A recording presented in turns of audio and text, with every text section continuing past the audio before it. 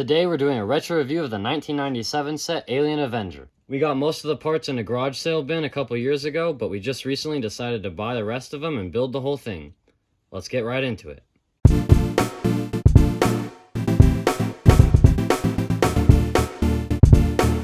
This thing is shaped like a classic flying saucer from old sci-fi stores and movies, which is really cool. One of the things that you'll notice right away is it's built in 2 levels. And this is actually to facilitate this function. That's right, this set gives you 2 ships in 1. I love it when LEGO sets do this. It adds a lot of play value. Now these are actually attached using magnet pieces, which is something LEGO doesn't do a lot nowadays. To be fair, this particular use is just to ensure the saucers are easy to separate, but don't come apart accidentally. Which is a function LEGO can accomplish in lots of non-magnetic ways. But that's not true of the other thing the magnets are used for this set.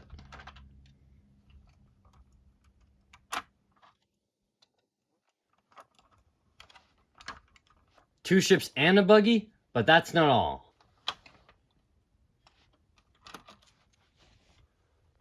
Yeah, so one thing I noticed with this set is that LEGO wasn't as good about displaying functions on the box as it is today. I actually didn't know the ship separated or had this crane and space for the buggies until I built it. The only indication on the box is this tiny little diagram in the corner. Back to the set itself. The crane I just demonstrated is neat, but these old style hinges don't really have enough friction in them to really hold in place with the buggy attached. There's a turntable at the bottom, which enables you to hold the ship from there and spin the whole thing. The turntable is kind of small, so it's a bit uncomfortable to grip, but it's a pretty fun feature to mess around with. All 3 of the cockpits open up, although there's no controls in either and only a seat in one.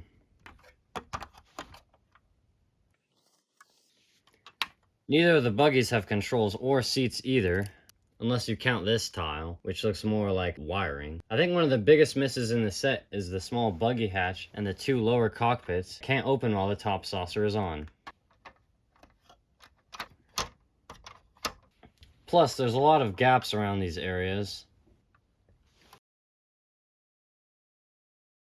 Although, to be fair, they aren't visible when everything's closed up. There are also a couple storage hatches with these tiles in them, which look kind of like little devices. The lower ship also has these 2 turrets that rotate, and these 2 other things, whatever they are.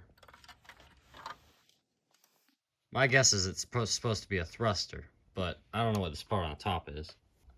Up on this top section, you'll notice it has 2 antennas here, which look really cool, but they knock off way too easily in my opinion. And also mine are a little bent just from getting hit so many times.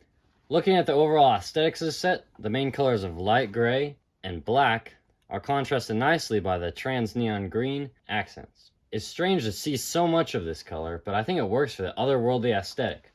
On the other hand, the model has both red and blue additional accents. I think it would have been better if they picked one of 2 and stuck to it. Plus there's this one random trans neon orange piece. These big quarter circle panels are really big pieces and thus make the build a lot less complex. But to be fair, I don't think they could have created such a good saucer shape with the more basic parts available at the time. You can of course use them for other builds, but there's no denying that not actually building up the saucer part of this flying saucer detracts from the experience. One thing I think is really great though are these prints. There's a lot of them and they show this consistent aesthetic that matches the minifigures, which is cool to see. There's also these heat-sensitive stickers, which is an interesting gimmick, but not actually that cool. I can see why LEGO hasn't done any of these since.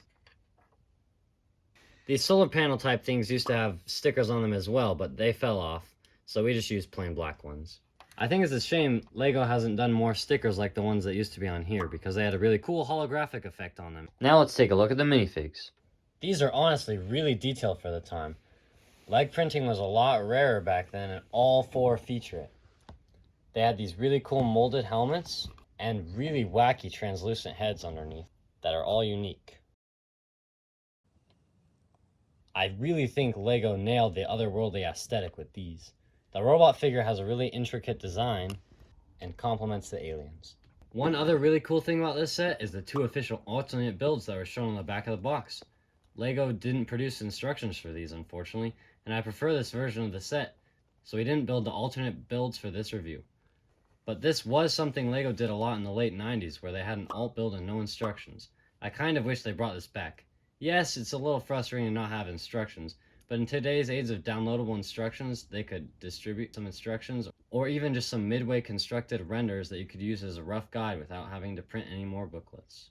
This was $60 back in 1997, which CPI tells me is the same as $115 today. You can actually get it cheaper than that today if you settle for used. NISB is obviously a lot more expensive at over $400. You get a ton of play features and lots of cool graphic designs, but with only 369 pieces, it's hard not to feel a little cheated by any of those prices. There's not a lot of build experience here, and while the functions are fun, LEGO definitely has gotten better over time at play features. I think the best part about having this set is having a piece of LEGO history on your shelf. The colors and designs are so unique, and there's something really charming about it all. And that's our review. Thanks for sticking through to the end. If you've made it this far, why not drop a like? I thought as a bonus we could show you what this set looks like under UV light. Transparent LEGO tends to glow under UV light, so this set really shines.